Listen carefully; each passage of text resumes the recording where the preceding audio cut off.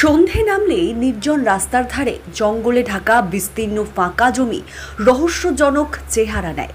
সেই জঙ্গলের পাশ দিয়ে সাইকেলে চেপে কিংবা হেঁটে মানুষকে চলাচল করতে হয়। রাতে জঙ্গলে ঢাকা এই রাস্তায় তৃণমূল নেতা রাজ্জাক খাঁকে পরপর গুলি এবং কুপিয়ে খুন করা হয়। এরপরই স্থানীয় মানুষজন এই রাস্তা এবং জঙ্গল নিয়ে আতঙ্কের কথা জানিয়েছেন। অভিযোগ, নির্জন ওই রাস্তার দুদিকে জঙ্গল, সন্ধ্যের পর যাওয়া মানে বিভীষিকা। প্রচণ্ড আতঙ্কে চলাচল করতে হয় সাধারণ পথ চলতি মানুষকে। তাদের দাবি, এখানে তো সমাজ বিরোধীদের ব্যাপক আনাগোনা, আমরা খুবই ভয়ে থাকি। এই কথা বলছেন নিহত রাজ্জাকের প্রতিবেশী থেকে পাশের গ্রামের লোকজন। আমরা তো প্রচণ্ড আতঙ্কে থাকি, তার কারণ দুই দিকে জঙ্গল আপনারা দেখতে পাচ্ছেন। সন্ধ্যের পরে যাওয়া মানে আমাদের কাছে একটা বিভীষিকা।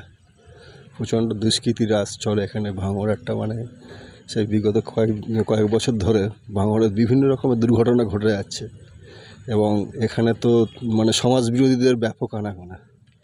তো প্রচণ্ড আমরা আতঙ্কে থাকি এবং রাতের বেলা যে যদি কোনো দুর্ঘটনা করে বাড়িতে, সেখান থেকে লোকজন মানে কোনো পেশেন্টকে নিয়ে যাওয়া, হসপিটালে নিয়ে যাওয়ার সময় আমরা খুব সমস্যায় পড়ি, খুবই ভয়েতে থাকি। যদি সরকারের পক্ষ থেকে রাস্তাটা ঠিক করে দেওয়া হয় বা লাইটের ব্যবস্থা করা হয় তাহলে খুবই ভালো হয়।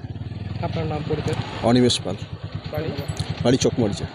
ভাঙড় বিজয়গঞ্জ বাজার থেকে মরিচা, তেঁতুলতলা এমনকি চালতাবেড়িয়া এলাকার মানুষজন দিনরাত ভাঙড় খালপাড়ের এই রাস্তা ধরে চলাচল করেন। নির্জন ভাঙাচোরা জঙ্গলে ঘেরা এই রাস্তা যে দুষ্কৃতীদের দুষ্কর্ম করার আদর্শ জায়গা হয়ে উঠবে তা বুঝতে পারেনি এলাকার মানুষজন। রাতের অন্ধকারে রাজ্জাকের পথ আটকে নৃশংসভাবে খুন করার পর থেকে এলাকার মানুষজনের চোখ মুখে আতঙ্কের ছাপ। সন্ধ্যা নামলেই জঙ্গলে ঘেরা এই রাস্তা দিয়ে চলাচল করতে গিয়ে আটকে উঠছেন গ্রামের মানুষজন। যদিও এই হত্যাকাণ্ডের পর এলাকায় পুলিশ পিকেট বসেছে, পুলিশের গাড়ি রাস্তায় টহল দিচ্ছে, মানুষ চলাচল করছে রাস্তা দিয়ে। কিন্তু আতঙ্ক কাটিয়ে কবে স্বাভাবিক হবে এলাকা? কবে জঙ্গল সাফ হয়ে দুষ্কৃতীদের আনাগোনা কমবে? রাস্তা সংস্কার থেকে আলো ঝলমলে হয়ে উঠবে ভাঙড়? যাতায়াতের তো আমাদের সমস্যা হয়, বিগত দিন থেকেই দেখে আসছি। রাস্তা খারাপ আছে, আমাদের রাস্তা হয়েছিল একবার মাঝে পড়ে, রাস্তা বেশ কিছুদিন চলার পরে রাস্তা খারাপ হয়ে যায়। এই জঙ্গলটা থাকে, বর্ষার সময় জঙ্গলটা একটু বেশি হয়ে ওঠে না, তো তারপরে জঙ্গল কমে যায়। আর এটা যদি পরিষ্কার পরিচ্ছন্ন যদি কোনো রকম ব্যবস্থা করা হয় তো তাতে মনে হয় আমাদের গ্রামের মা বোনেদের, মানে প্রত্যেকটা মানুষের সুবিধা হবে রাস্তাঘাটে চলার জন্যে, সেফটির জন্যে। আতঙ্কের মধ্যে গ্রামে তো প্রত্যেকটা মানুষই আতঙ্কের মধ্যেই আছে, যে মানে এরকম একটা মর্মান্তিক ঘটনা ঘটে গেছে। তো বলার কিছু নেই, সবাই দুঃখ প্রকাশ করছে। মানুষটা খুবই ভালো ছিল, সবার সঙ্গে হেসে খেলেই কথা বলতো, আমাদের সঙ্গেও কথা হতো।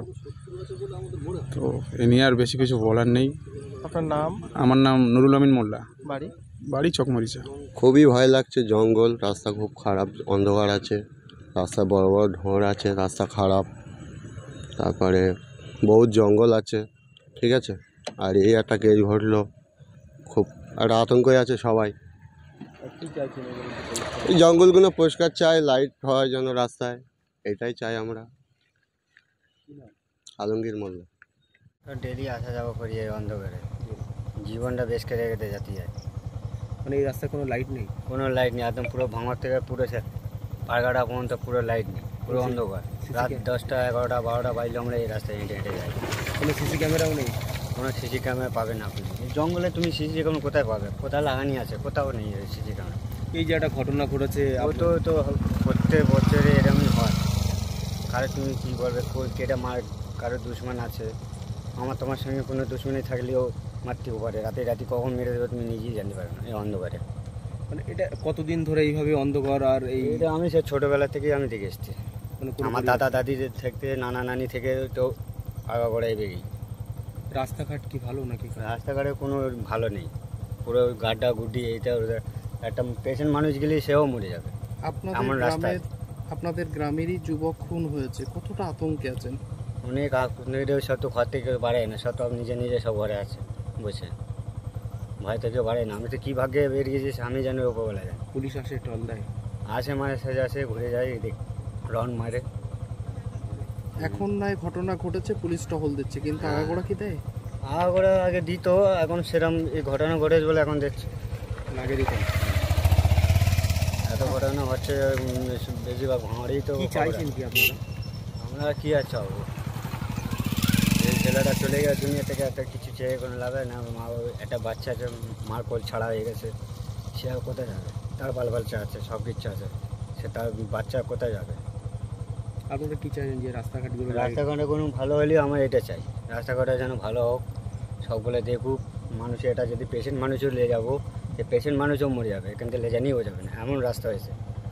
রাস্তা যদি ভালো থাকে, মানুষ হেঁটেও গেলেও একটু কোনো আপত্তি নেই, হেঁটেও যাতে যাতে হোঁচট খেয়ে পড়ে আছে খালে। বুঝলেন? কি নাম আপনার? আমার সাদাব মোল্লা। হ্যাঁ, সাদাব মোল্লা। সাদাব মোল্লা। কোথায় বাড়ি? আমার বাড়ি চকমুড়ি শেষ মুখে পাড়ায়।